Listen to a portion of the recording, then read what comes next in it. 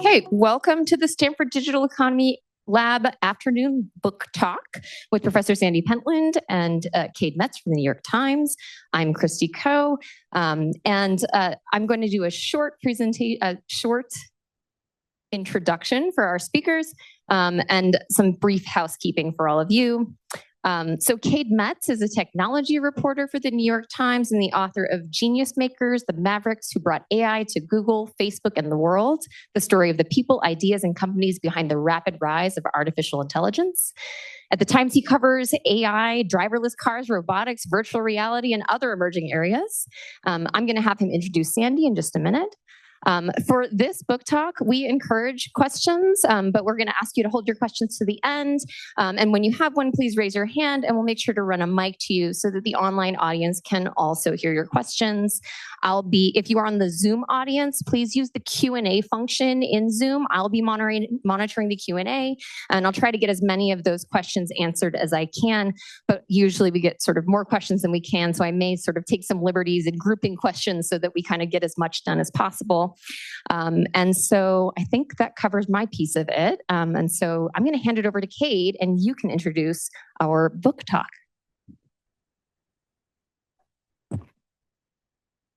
Welcome. Again, I'm Cade Metz with the New York Times, and let me introduce Alex Sandy Pentland, who's a fellow here at the Institute, an MIT professor, and his new book is called Shared Wisdom. And as an author, let me tell you, titling a book is not an easy thing to get it right. This book really gets it right. It grabbed me with the title, and I hope that we can spend the better part of the hour here talking about why that's such a great title. I'm sure Alex won't let us down. Please tell us about the new book. Okay, thank you very much. Thank you all for coming, and let's get into it about why the book exists and what it's trying to do, and a little bit about where you can fit in. So the core thing here is that there's this widespread perception, which I think is true, is that we face multiple global crises. So, global warming, rise of authoritarian governments, blah, blah, blah, blah, blah. Okay, and there's another thing, which is our social institutions aren't dealing with this. They're not keeping up with the rate of change in particular. And I think that a good diagnosis of this is our social institutions were really all formed in the late 1700s. Like if you look at bureaucracy is everywhere, right? But it's modeled after the armies of the late 1700s. The guy at the top says, go that way, and everybody has to do it, and it's all in little silos. And this is not the way to have good information sharing. It's not a good way to have people have meaningful lives. There's a lot of things that are wrong with it. It sort of works, but in a time of great change and global challenges, it really just is very inadequate.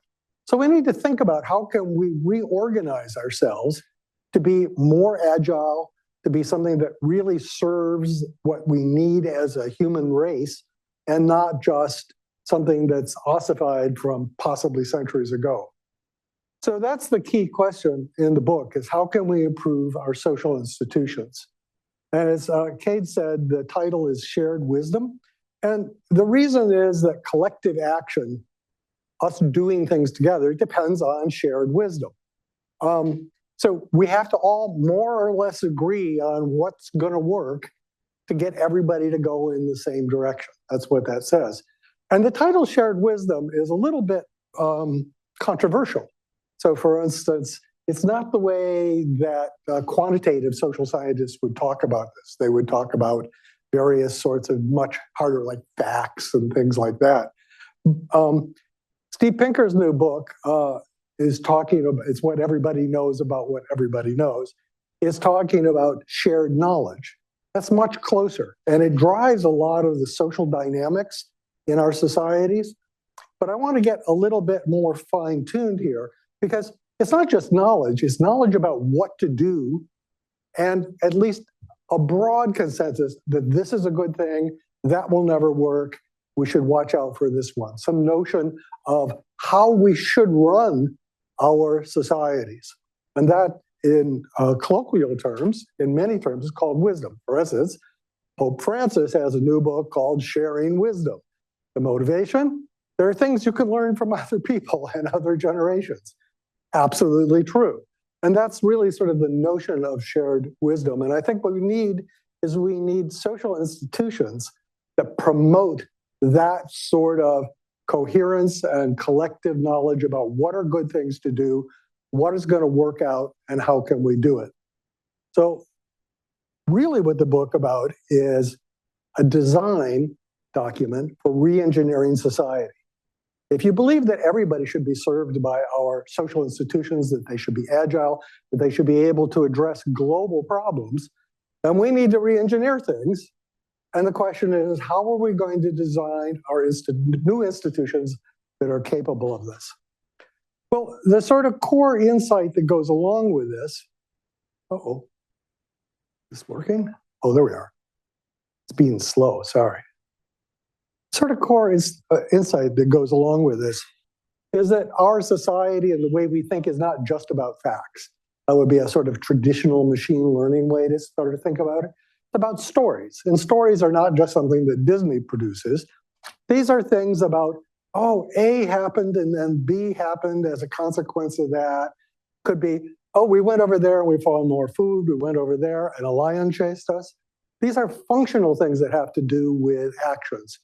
And the science of looking at, for instance, hunter-gatherer tribes, the few that still exist, show that their conversation around the fire at night is what predominantly determines the actions they're doing the next day.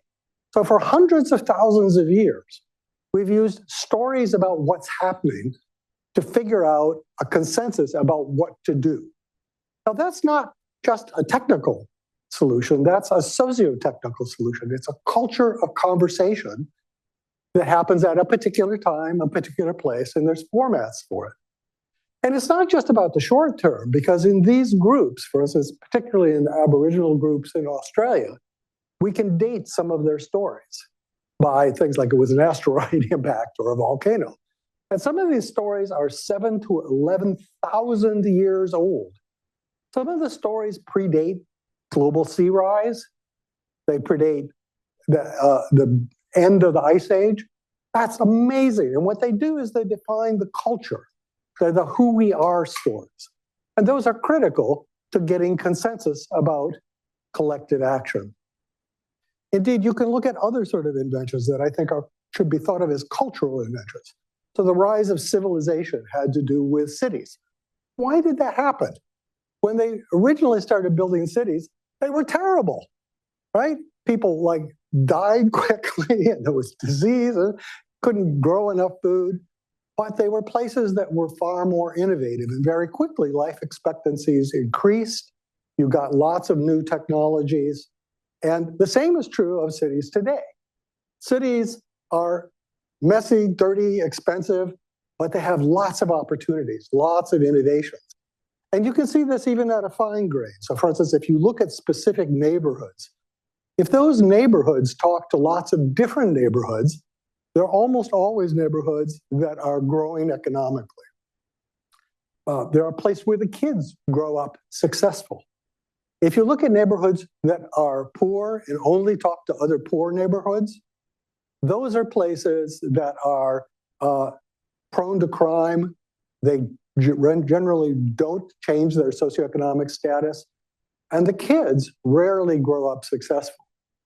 A really interesting thing is that if a child from one of these poor neighborhoods that's isolated has a way of experiencing what the other neighborhoods are like, it has a tremendous effect on their likelihood of growing up to be a successful citizen. They imprint on the idea of combining different ideas is what seems to be happening. And this is before they're 5 years old. It's amazing. We have this built into our DNA in a way that we simply don't appreciate because we're so focused on the facts and the details and things like that. But this cultural invention of mixing different groups together has a profound effect even today. The one that I think is most interesting, because it's something that everybody relates to, is the Enlightenment. Why did the Enlightenment happen? Some people say, well, we invented science. Well, no, science, it was around for at least 2,000 years. Before that, we invented logic or experiments. No, we've been doing that also. But something did happen there, and that is that postal routes, people with horses and little pieces of paper, stopped being only for the royalty and started to be for the average, for citizens, general citizens. And people like Leibniz and other natural scientists started writing letters to each other. And it's not just occasionally. Like Leibniz is supposed to have written 3 letters. These are 10 or 15-page letters every day for his entire life. And this was not atypical. And so they're called men of letters. They're almost all men, sorry. But one of the things that happened is the royalty recognized this and started making institutions available for men of letters, right? Societies of letters, like the Royal Society. And they provided incentives for people to do more of this.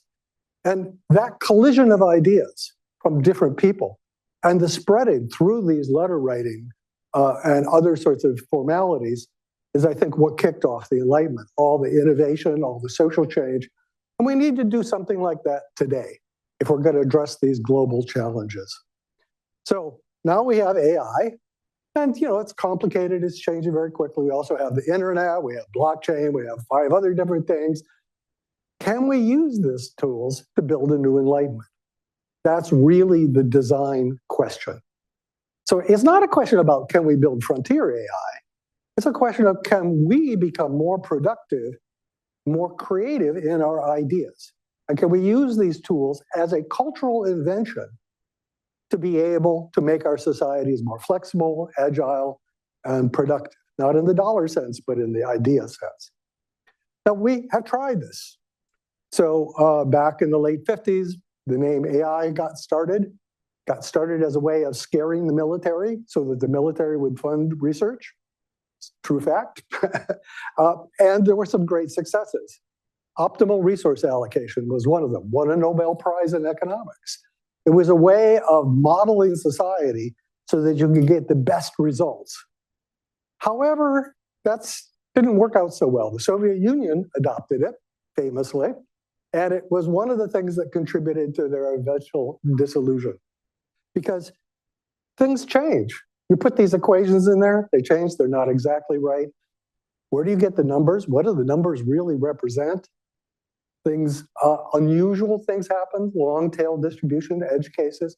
All of these things led to a whole series of disasters for this type of technology.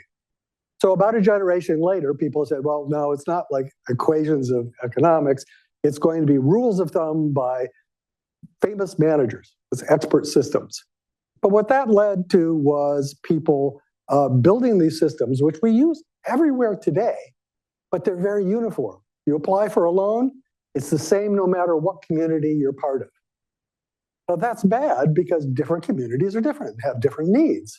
And the same is true you see in healthcare. They have a little checklist. You get this, this, and this. Well, everybody's different. So these tools that they built might be good for the average, but that means that they're bad for most people because most people aren't typical. And then more recently, machine learning, which just takes features. There's no real understanding of the people. There are things that we happen to be able to measure on the internet, and we do statistical analysis to figure out who's going to buy what. So it's really not capturing the essence of community or personal knowledge or personal characteristics or aspirations. And moreover, the data is in the wrong place.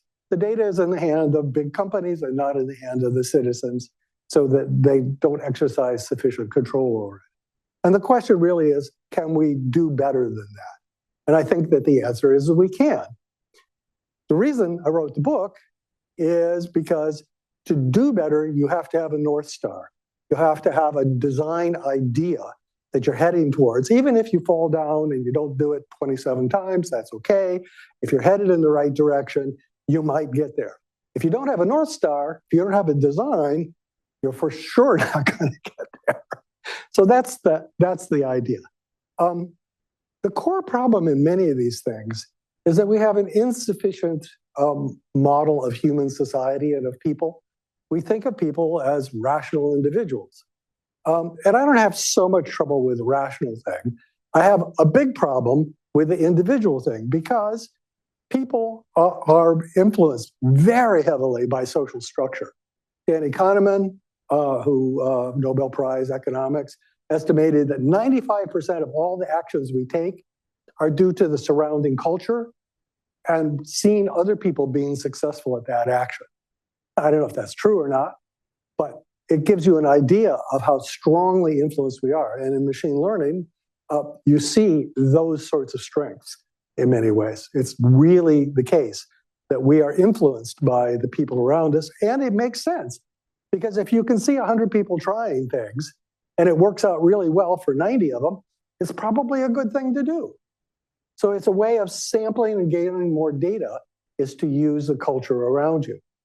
But what it means is that if you build a technology to change culture, you better have this notion of social propagation, of shared wisdom, of storytelling at the heart of it, and not the model about rational individuals.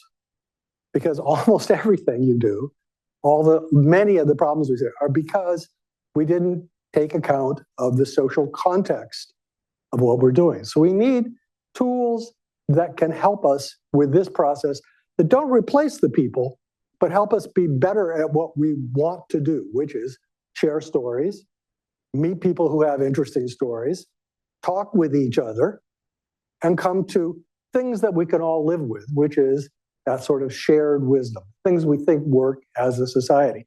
It will not be the same everywhere in the world. Every community will probably be different. That's okay.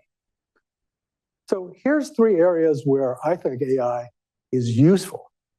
Helping human creativity without removing agency. So first of all, finding stories. What do other people do? Sort of a librarian function. In some sense, it's what Google tried to do and did pretty well at the beginning, I think. And we have a project called loyalagents.org, which tries to do this in an ethical and legally sustainable way that actually has a chance to force the economics to move that way. I'll explain that in just a minute. Helping building shared wisdom. We have a project called Deliberation.io. I see some of the people here. And what it is a way of getting people to talk to each other in a more productive way. In neither of these cases is the AI contributing facts or opinions. It's just helping people doing what they want to do and what we do naturally. And then the final thing is help us understanding ourselves, help us for exploring. And I'll show you a quick example of that. So see if we can move this forward. Oh, there we are. Loyal agents. First one, helping you find things. What you'd like to have is you'd like to have agents that are your agent, not somebody else's agent. All these companies are out there building these agent systems. And I want to know who's going to protect me. I don't want, company X telling me what to buy and self-dealing and, all those things. I certainly don't want all the scammers that you're beginning to see. So how can we do this? If we could really have something that we owned, that let's say ran on your phone or your local laptop or something like that, that had enough knowledge to be able to go out and scan the environment, the digital environment, and find things that truly represent you. This is a difficult thing, right? To know what you really, really want. That would be pretty amazing. And so for instance, here's a really simple example that's confined to a particular situation. I was on a panel with 5 CTOs of very major corporations and talking about the difficulties of deploying AI in a corporation. But it turned out every one of them had done something they called AI buddies. An AI buddy is not a very smart AI. It's an AI that's read the manual for your job. It's read the news reports. It knows what other people are doing within the company only. And when you go to do something, you can say, well, what do other people do? What follows the rules of the company? What's worked and what doesn't work. So it's like a librarian of the company that's constantly up to date with the information that you don't have the time to read. That's a pretty interesting thing because it keeps people in the loop in a very different way. For instance, people really liked it because it means work from home is much more connected. It means distant offices are much more in the loop. And people think that there'll be a lot of reorganization of companies to be much more distributed as a function of that, because people can stay more in the loop. And our project is called loyalagents.org. It's with Consumer Reports. The idea here is that you'd like to have an agent that you control that represents your preferences legally, like a doctor is supposed to be a fiduciary for you, a lawyer is supposed to be a fiduciary to represent your best interests. And so what we're doing is developing with the law school the standards for doing that, for making sure that these agents represent you and not somebody else. And this is going to be important in very many ways. I mean, think about this in the B2B context, right? You want to have something that's setting up that logistics chain that represents you and follows the law, incidentally, right? And so that's the goal there. And you can look at this website and see a lot of the things that we're building. The second thing is, how do you, once you have ideas about what other people do, usually you have to take action in groups. You have to make decisions in groups. How do you do that? Well, we do it all the time. We hate it. Everybody complains about meetings, right? What happens if you can make meetings better? And so what we built is we built something where as you have the meeting, the AI produces just a little summary of what everybody says. It doesn't contribute content, it's just an ongoing summarization. Sounds really simple. But if you do this, what you find is you end up with summaries that the humans like about twice as better as the human-generated summaries. So what it's doing is keeping people focused on the conversation and on what other people are saying, and not adding its own opinions as much as is possible. And that's pretty interesting, to be able to actually talk to each other better, find better stories, talk to each other better. We did an example of this for Washington, D.C. We have a partnership with them so that they can listen to their citizens, which is a hard thing, I think, in Washington, D.C., for a number of reasons. But we had a town hall where they asked people, what do you want for AI in government? How should we do this? And what the citizens said, and these are not like the politicians, these are people with 2 jobs and 3 kids, right? What they said is they wanted their own AI to help them deal with government, to be able to find out what they were owed and what the rules were and remind them of deadlines and basically defend them against the government, which we hadn't thought of and the government hadn't thought of, but the people thought that was a great idea. I think it definitely is. So the place to look for this is a place called deliberation.io. There's papers and system, and you can run it. It's all open source. It's free.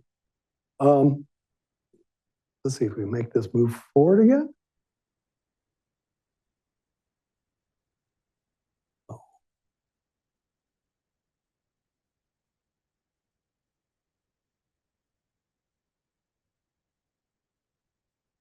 There we are. So one of the things that is an idea here is if I can have people finding things that are relevant to their current issue, finding people that are relevant to their current issues, and talk to them better. Why do I need a grand poobah who runs this bureaucracy? Why can't I do things in a much more distributed way? Something where every community gets to decide some of their rules, right? How they're going to do it. I think that's one of the main things that you see in protest groups and in separatist movements and all sorts of things. It's not that they don't like the whole situation, it's just they want to run it their way. And that always causes people to roll their eyes and say, oh, there's no way we could do that. And I'd just like to point you at something called the Uniform Law Commission, which is in the US, has been running since 1870. And it is why when you buy something in one state, you still own the thing in the other state. If you adopt a kid in one state, you still have the kid in the other state, et cetera, et cetera. It's the thing that does cooperation among all of the 50 states. It's not something that has any legal authority. It's a purely volunteer group that tries to say, well, the states are having problems. They cannot, this sort of incompatibility, what can we do? And they come up with a regulation and they take it back to their home states and their home states debate it a little bit and then adopt it and use it. And that's why things work across state boundaries in the United States. And think about how things have changed since 1870. They've had to deal with a lot of innovation, right? And I think what's really interesting here is that this is now 10% of all the law in the United States comes from this process. It's not a top-down process, it's a bottom-up process, right? It's been going for more than a century, century and a half. Why can't we do this more now that we have better tools for doing this? And the third thing, and then I'll be done, is we should be able to use AI to find out more about ourselves. Not just AI for science, which I think is a marvelous and interesting thing, but AI for human science, for understanding ourselves. And my background here is, I've worked on the Sustainable Development Goals to develop standards to measure things like inequality and sustainability and so forth. I would like better tools, right? I think we need those tools. So here's an example done by some of the people in my group. I don't see anybody here at the moment. But this is the map of science. Every dot here is a discipline. Some of them are labeled, you probably can't see it.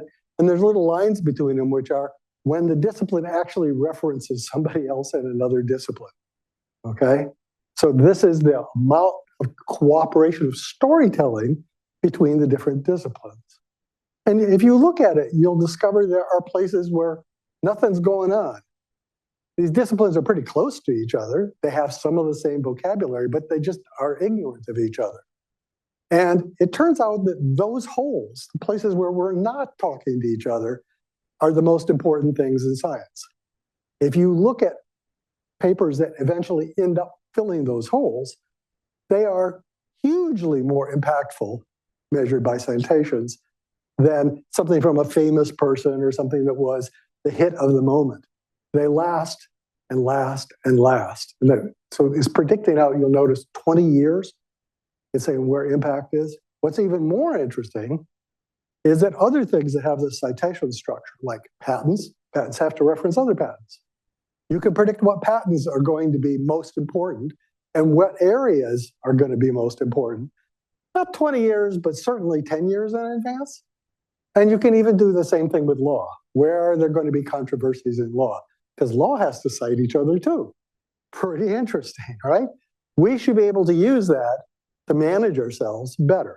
So those are three areas where I think AI could be useful. And the general theme is less hierarchy, more variation by community, helping people be better people by helping them find out about what everybody else thinks, mediating in the traditional mediator sense, conversations, and by reflection, by thinking about what people are actually doing when they talk to each other. There you are. There's a book. Thank you.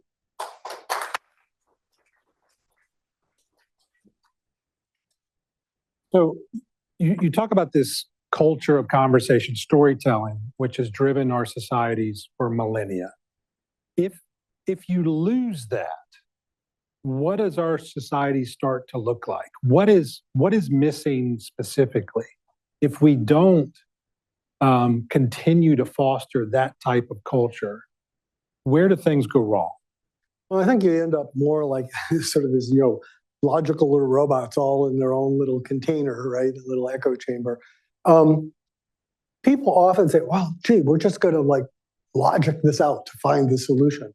But I will point out that the human race has made it through, I think it's 5 degrees of temperature rise in the last 10,000 years. There was one century when they had 100 foot of sea rise. I mean, this was not an easy place to be living the last 10,000 years. And yet we did. And I think the reason we did is not because we're great at logic. We're not. But we are really good at exploring. And when things seem to work, we sort of glom onto it. We don't necessarily know why it works. Like, who here knows how their cell phone works all the way down? Anybody who raises their hand is lying. There's nobody. But we understand how to use it in ways that are interesting and useful to us. And it's that continual exploration that is the thing that we would be missing. It's getting out of our box by seeing what other people are doing is by being curious. And that's the stuff that I would worry about most. You asked that important question. Can AI technologies create a new age of enlightenment? Can they continue to foster that culture of conversation? A lot of those technologies are already starting to roll out to the world. People are using them, certainly in this room, on a daily basis. To what extent are those technologies eroding that culture of conversation? Are they harmful at this point?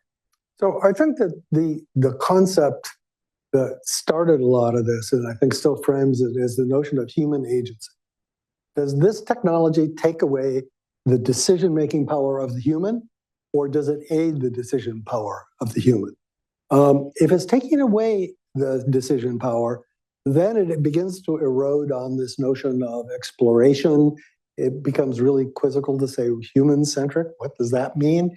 Maybe it's logic-centric or OpenAI-centric, but you lose that center on the things that have made us survive. And I think that's the test I would do. Examples of tests like that is, I don't like that people complain about the concentration of data in the superscaler, right?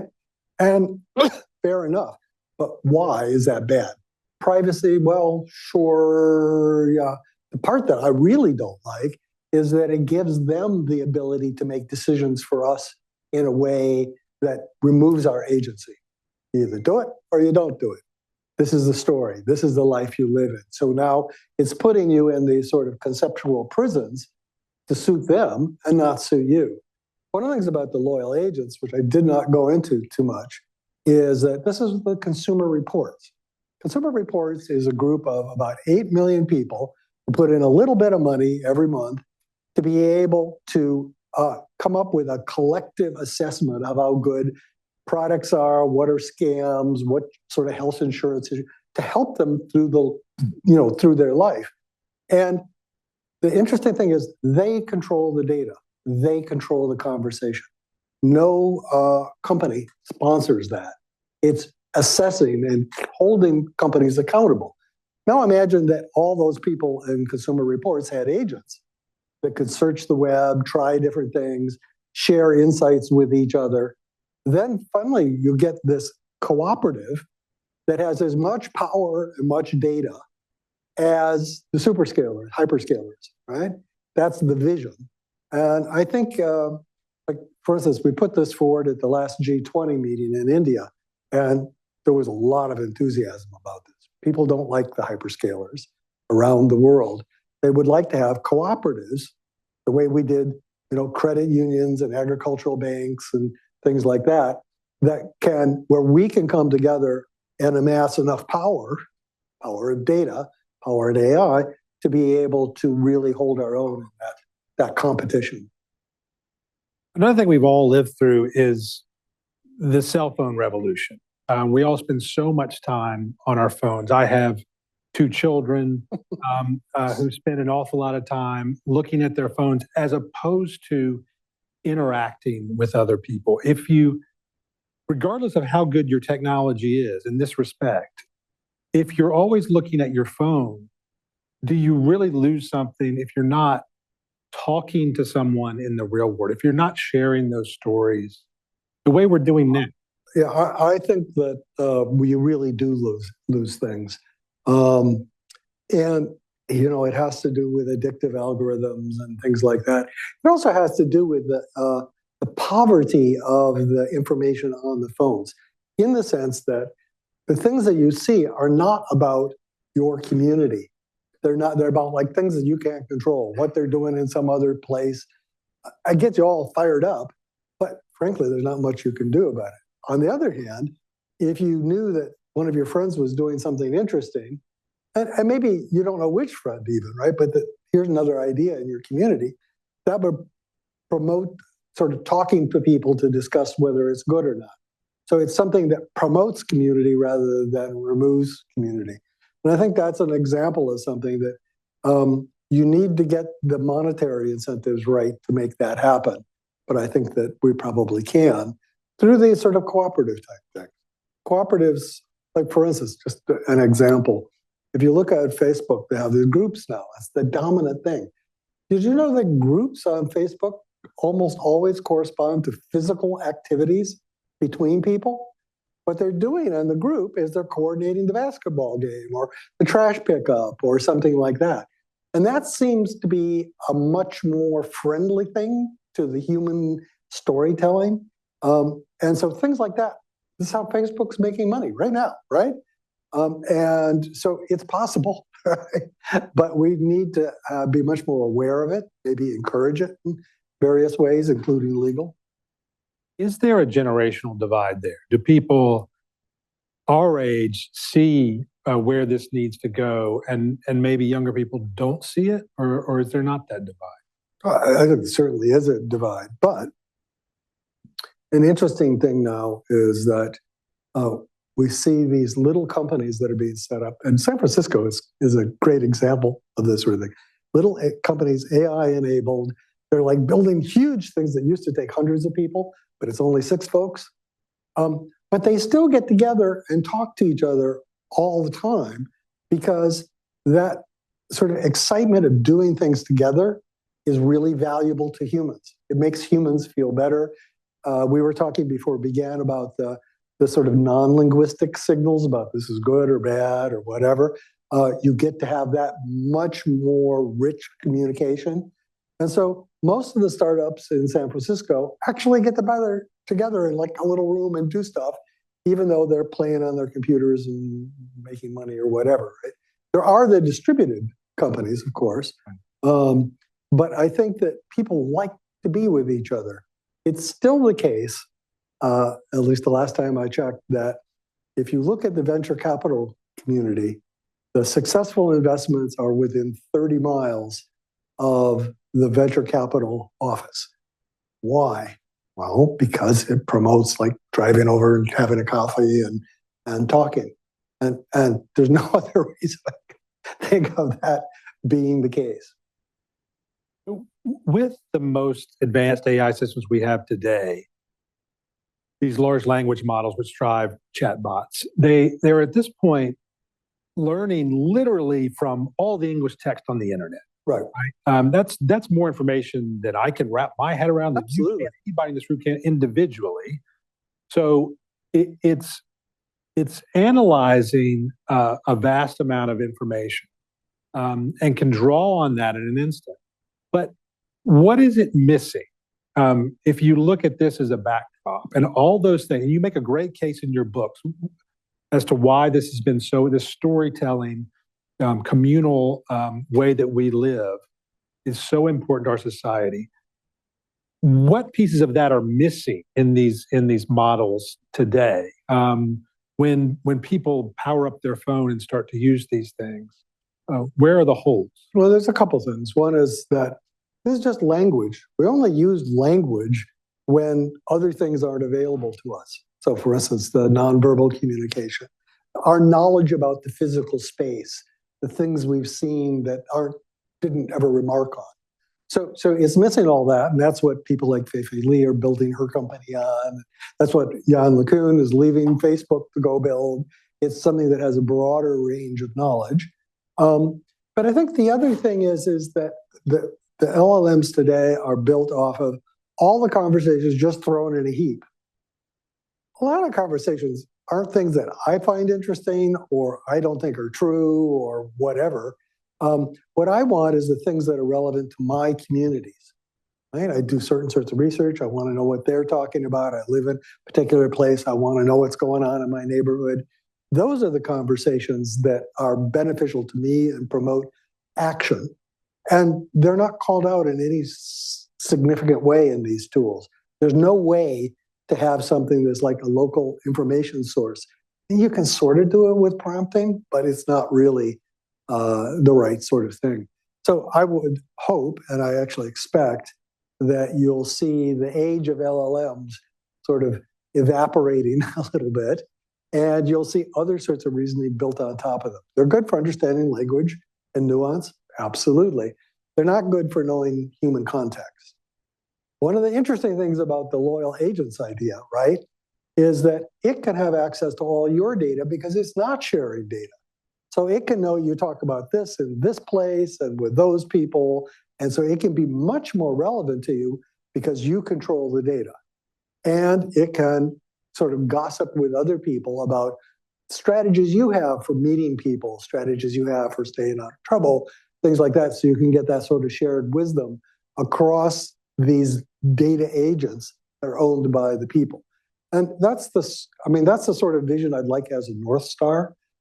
I am perfectly fine to have tools to make me smarter. I can't read everything.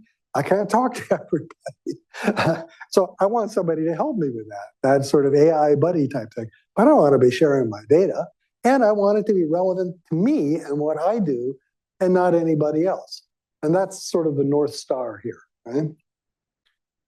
You talked about Jan LeCun, chasing that kind of North Star. He had to leave Meta to do that. Like the big hyperscalers are following a different path, at least for the moment. Is there a way of fostering that type of work that LeCun is doing? Well, one of the things that again, I'll go back to this loyal agents thing. If it's just a chatbot, it's like, okay, what sort of legal requirements do you have on there? Well, you shouldn't cause harm. You don't want people killing themselves. Great. Okay. But as you get to where they're now beginning to get to, which is helping you buy things, helping you decide on healthcare, helping you make actually important decisions, there are legal requirements. There's a whole set of law about people who help other people to make decisions, and what's self-dealing, and what's fraud, what's against best practice in medicine or law or things like that. And they're going to have to follow that. And we've been having meetings with all these, AI companies that are doing agents, and they're just waking up to the fact that they can no longer ignore the law.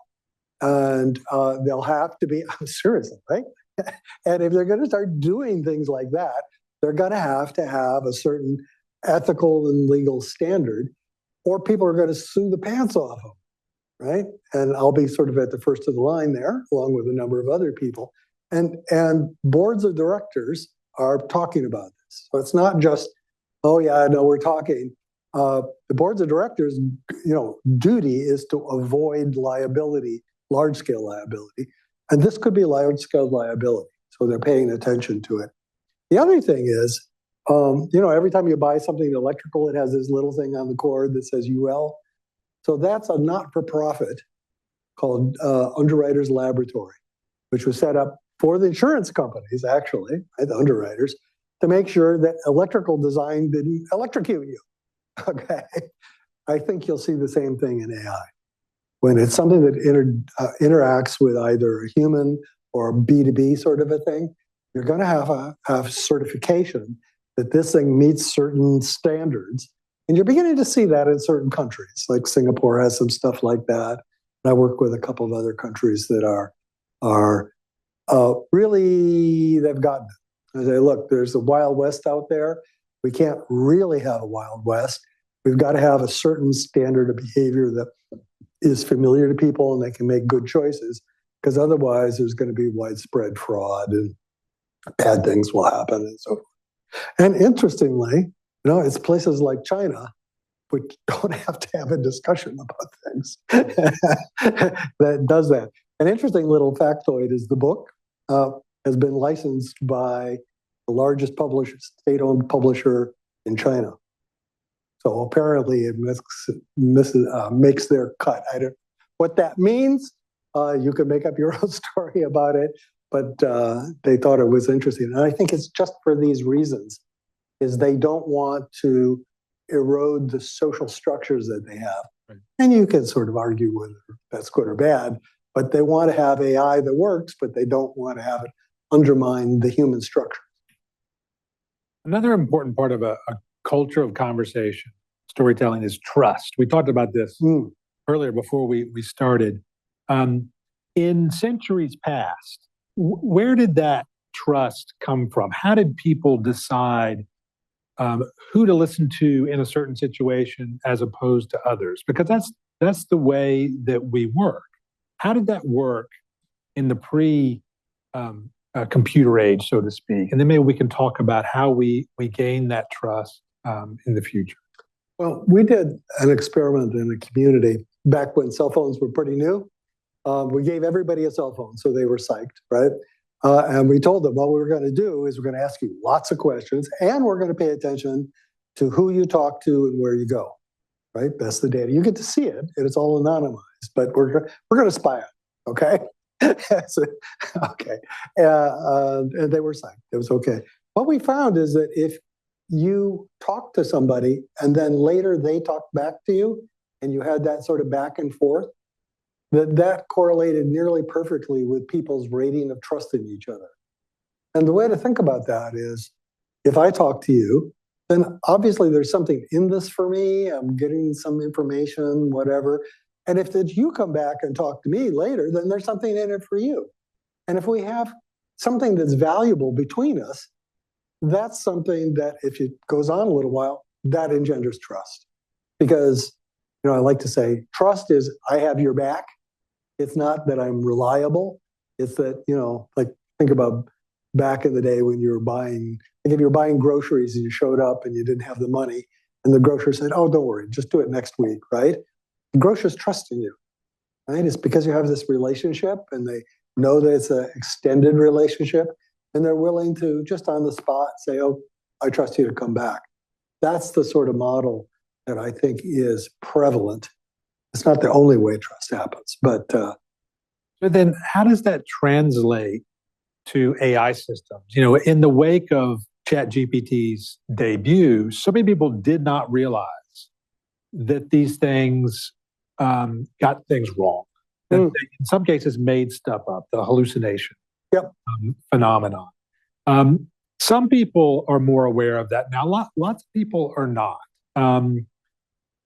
How do you see that aspect of these systems progressing? And as these systems do get things wrong, and considering that they're machines, they're not human beings, right. And they don't interact necessarily in the way that you and I do. How is that trust established?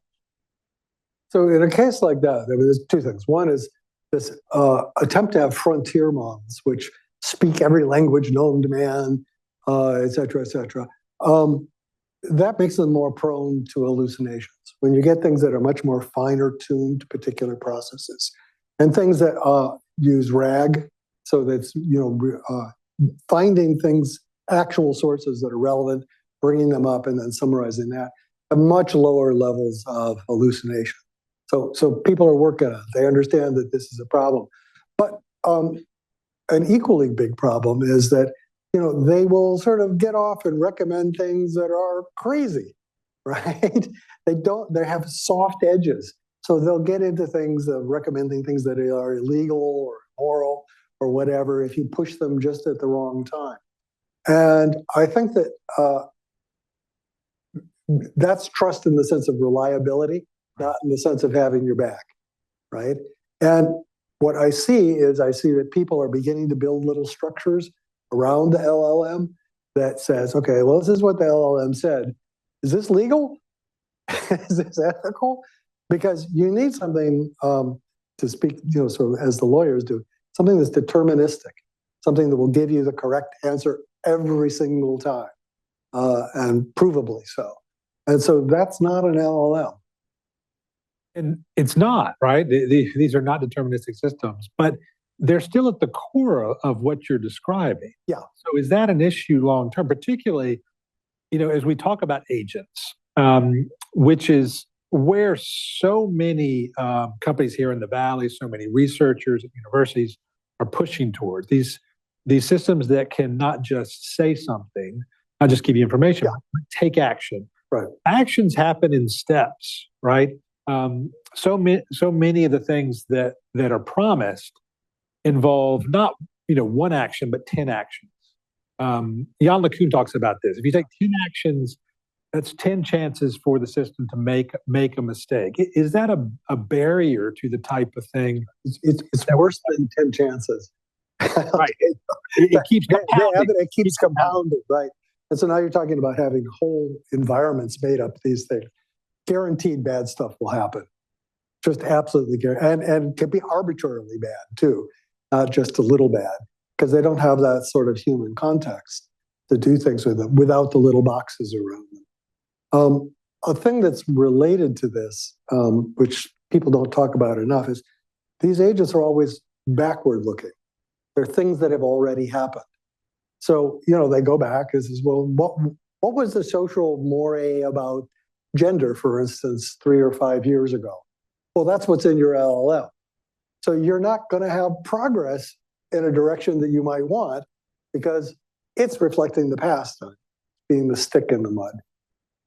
I think there are ways around that. For instance, in the thing we have for group discussions, what it's doing is it's reflecting to you what's being said, not adding content, right? And there's a thing called Rogerian psychology, which is always asking, why do you think that? Is that really something that matters to you? It's not actually contributing content. It's making you reflect on your own. And if you had agents that were able to do that as one of their primary means of interaction, you could probably have people, I think the likelihood is you'd end up with people thinking more about what they're doing, being more thoughtful, and being able to progress in their thought a little bit faster even than they do just talking to each other. But talking to each other still really matters because we're a lot like LLMs in that we go off the rails pretty often. And the way we humans fix that is by talking to other people. And other people say, oh, come on, that's bullshit, or whatever. And without that, we've got a real problem. One more question, then we'll open it up to everyone else. Given that, do you think that despite the obvious power of these systems, that people will cling to each other, that people will continue to reach out to other people, even as these systems proliferate, that there is something very human in wanting other humans, and that we will certainly hang on to that, at least in the short term? Well, again, to sort of look at San Francisco, so a lot of the people that work with me are PhD students or postdocs. So they're in their 20s, maybe early 30s. They don't want to live in San Francisco because that's where it's happening. It's not that the digital signal's any different. It's that you can go to an interesting party and have interesting experiences. Yes, they're clinging to each other, right? And it's not over any one issue. It's this sort of enjoyment of the human condition and thinking things differently, and also boundary testing yourself against people that are people you respect in some way. Questions? This is a sociological issue, I think. Have you talked to any of the sociologists that are actually thinking about these issues, such as Jonathan Haidt from NYU, or I don't know, at Stanford? Namely, he's recommending not using the phones for the kids at all. Do you think that these agents can contribute to the solution, even solve the problems caused by technology with technology? Thank you. Well, I mean, one thing is that I am a sociologist. I'm also a computational science, does cryptography. I'm sort of a jack of all trades. And so I do talk to those people. And I have students who were students with them and so forth. And so I'm well aware of the arguments and what the issues are. And the question is, can you solve a technological problem with technology? I think that's the wrong way to frame it. The right way to frame it is, what is the problem that this technology is causing? Let's take polarization, right? Polarization is obviously a super big problem. But working with people like Rob Willer here at Stanford, what we find is that if you can actually inform people what the other side thinks, a lot of that polarization goes away. I mean, massively goes away. So there are ways of experimenting with the technology and the people to understand the sociological, psychological process, and then reinventing the technology so that it doesn't tickle that particular weak spot or accuser. Like, for instance, in the deliberation thing that we do, one of the things you have to do is you have to show people what everybody thinks. If you don't show them what everybody thinks, you get echo chambers. You can't allow influencers. If you allow people with loud voices you get loud voices. You don't hear the rest of the people. So there's some fairly simple things that you get by watching in a scientific way how the technology interacts with people. And unfortunately, you have to do it over time, too. It's not an instant thing, right? You have to look at how it causes the culture to evolve and then try and ask, well, what about this is really wrong? And what can I do within the constraints that I have to make it better? And I think that we have a lot of answers, not complete answers, but we have ways of proceeding that are promising, are interesting. The main barrier often is, companies that make money and they won't implement things because it's going to cost them money. And so you have to think about models that have economic power behind them that don't have some of these bugs. It's one of the reasons I like this. Sorry, I sound like a broken record. This idea of people owning their own AI agent, because one of the things that does is it destroys the advertising industry. Right? If you're not like looking at the smiling girl with her pearly teeth or whatever they're trying to sell, your agent is like looking at the ratings from things like Consumer Report and just reporting that to you. It turns out that people end up buying better stuff at a more consistent price, and it doesn't make sense to advertise anymore. That's not just me saying this. If you go to Andreessen Horowitz and so forth, they're anticipating the gutting of the advertising industry. And it's that incentive to sell stuff, push people, get them engaged and stuff is the root of so many bad things on the net. That's a pretty positive thing. Now, we have to watch out that we don't get the, falling in love with your agent sort of stuff. And I don't know how to do that yet, but I suspect we're going to have to find out.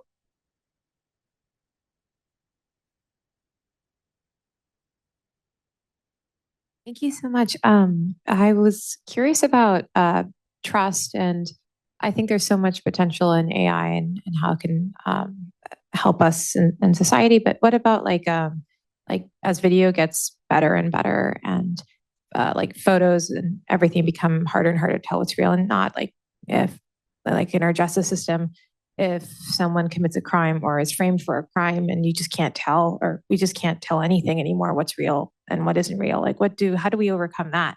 And how do we tell or function as a society?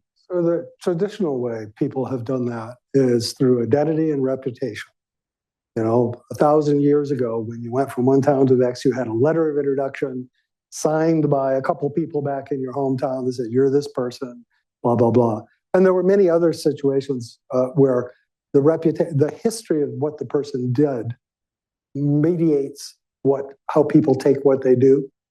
Now, in the internet, what happened was a sort of unfortunate thing. When it was set up, everybody had an assigned identity. They were university professors or they worked for the government. We knew exactly where in fact, we knew their paycheck and we could take it away from them if they misbehaved, and did. And then it got big. And we never got identity mechanisms and we never got reputation mechanisms. And there's a branch of sort of libertarianism that says, no, complete, synonymous identity, no real identities. We don't want the government to control, which means you get things like human trafficking because now it's really easy to do. One of the things that I do is I run a group which is part of the IETF, which is the Internet Engineering Task Force, that defines what the internet is. I mean, literally, right? They write the rules. And we just are finishing up something that is going to hurt North Korea quite a bit. North Korea steals about $500 million a year through certain loopholes in moving value between nets. Remember, it's the internet, right? And there was no good standard for doing that was trustworthy. And so what we've done is, through years of conversation with people, right, has come up with a standard that will now be a requirement for every router in the world. And what that does is it doesn't fix the problem you're talking about, but it fixes an awful lot of fraud. It fixes, and you can imagine the next step, and we're just starting this same process again for this. You need to have some sort of notion of identity and reputation. If you don't have those, experiences showing you're just like whack-a-mole, it's not going to really work. And what you can do is actually what they already do in crypto. This is most amazing. If you use a crypto exchange, these are the strongest, synonymous, no real identity. They all have your passport, right? They are required to keep a copy of your passport, and then they hand you a synonymous token that you use. And now, because of the things we did, we can trace that token back to your passport if you do something really bad. Okay? Well, you may not like that if you're really libertarian, but that's the mechanism that we've had for hundreds of thousands of years, right? Is this sort of identity and reputation and having accountability for what you do. And there needs to be some level of that. There need to be legal protections. There need to be other sorts of things, clearly. But I think that that's what will happen. And the place that will happen first is in money, right? Because you're going to see people stealing really large amounts of money if you don't have that. And that's why the crypto exchanges already have it, is because there's large amounts of money there. There's no other good way to even begin to deal with this that people have come up with. Thank you so much for the talk. To follow up on that, do you have a preference or a position when it comes to the debate between AI regulation and federal regulation? And for example, some people advertise, okay, let the states experiment before we adopt a federal standard 10 years from now. Where are you on this? Yeah, so this is one of the things in the book I find is really amusing. I was asked to moderate a discussion between the prime ministers and presidents in Europe and the regulators, okay, about this very sort of issue. And I come down on the side of, first of all, we know harms. Killing people, bad, okay? So, and we don't typically write regulations for things that have special new types of harms, right? Like the electricity got over 260, so that's bad. No, if it causes a fire or causes some other harm, that's bad. So what I was arguing was for transparency, accountability, and consequences. How do you do that? Well, you have to have like the way you do with money. You keep a record of what you did, right? And you ask all the time, is this a good thing? Is it bad? Is it doing what I thought it would do? That needs to be a fairly public record, okay? So that if I feel I'm harmed, I could just look at that record and say, you're screwing me over, right? And then I have to have strict liability, which means it's not even going to a court. It's just sort of an open and shut thing where here's the data they had as their log, here's the harm, here's the strict liability, you're toast, okay? And over time, we will discover other things that are harms, right? But I don't think we understand it well enough. And when I put this forward as a straw man to these Europeans, all the prime ministers and presidents liked it because you could do it, right? It's fairly cheap. You can sort of figure it out as you go along. You can start today. All the regulators hated it because it was going to put them out of a job, right? And they called me too Anglo-Saxon. And I thought that was funny. I was like, yeah, sure, Anglo-Saxon. I want to take two questions from the online audience really quick. Drasko Draskovic asks, given the urgent nature of global challenges, is the goal of AI-driven deliberation to achieve genuine consensus? Or is it to facilitate decisive action without consensus by using AI to map and manage productive conflict, identify minimal overlapping interests, or codify, agree, disagree, but act together types of solutions? So essentially, does your AI framework avoid becoming how does it avoid becoming a tool for paralysis by demanding really too high a bar for everybody agreeing? Well, the big thing is it doesn't make decisions, period, right? What it does is it's a mirror, it reflects people. And that reflection, people like to sort of understand other people. That reduces polarization. They like to find a consensus so they can all do something together. It's to their advantage, but sometimes it doesn't work. And in which case they need to go back and reframe it and approach it a different way. But the really surprising thing is when we've done things like gun control. How about gun control with mentally ill people? It turns out people pretty much all agree, except for the outsides. There are certain loud voices that, over my dead body. Same thing with abortion. This country is a little left of Europe, but there's very broad consensus, except for the extremes. And when people see that, right, it changes their thinking about things. If all they hear are the loud voices, that tends to pull them apart. That's sort of the heart of polarization. So all this does is this is like a mirror where you prohibit, spamming, the sort of influencers, where you prohibit other sorts of things that can be disruptive of the conversation by focusing back on the conversation. And people are pretty good at that point. And I think that things like the Uniform Law Commission, which has none of this AI stuff, right? Bunch of lawyers. But it's been going for 150 years, and it's why we think of this as the United States, because you can actually buy things in other states and you can go to other places and not get arrested very easily, et cetera, et cetera. They actually made it pretty much work. And I think that we can probably do the same thing in the future. Won't be perfect. It will be, as they say, about like sausage making. Yeah. But the sausage will get made. Thank you very much. I have just a small question. There is a big concern now regarding AI bias, especially that AI developed now by human and still learning and can create bias. So does this need some sort of regulators or regulations at either on a national level or international level to regulate and govern how AI models are developed? My personal view on it is that a good sort of regulation would be a rating service, something where everything is rated. The way UL does it, the way Consumer Reports does it, that says, this AI does this, this, and this reliably. It's pretty bad at that, et cetera. The second thing is, I don't think that AIs should be used to give answers, except in a very experimental sort of a way. I think that people should make decisions.